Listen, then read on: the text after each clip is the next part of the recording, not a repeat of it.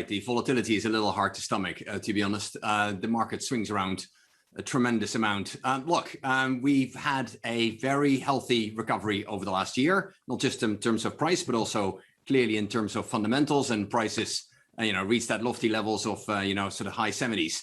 At the margin, there have been a few things to be a little bit more worried about in the short run. We've seen some mobility statistics sort of weakening as a result of the Delta variant.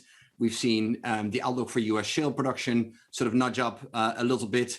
All of that is, of course, against the backdrop of OPEC a few weeks ago saying that they would add 400,000 barrels a day, month over month, to their production level from Iran.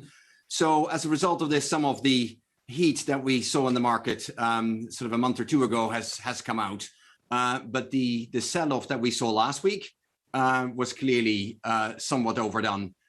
We got perhaps to a high level a bit too early, too much too, but the sell-off last week also wasn't quite sort of called for, and you've seen that sort of largely corrected in the last few days already.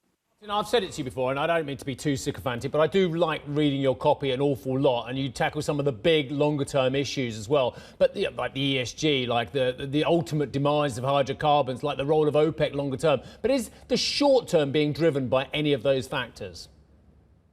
Well, yeah, that is a good one. It's a huge topic of debate, and in principle, the commodities are not like equities, right? Equities reflect the present value of the cash flows between now and forever. Commodities are largely spot markets. They reflect supply and demand today. Why would the oil price today depend on the expected supply-demand balance 5 years from now? In theory, it shouldn't work. But I have to say that in terms of the daily interaction with investors, with commodity traders, there is a huge divide running to the market between the fundamental bulls and the fundamental bears. And that divide is driven by how people see that long term.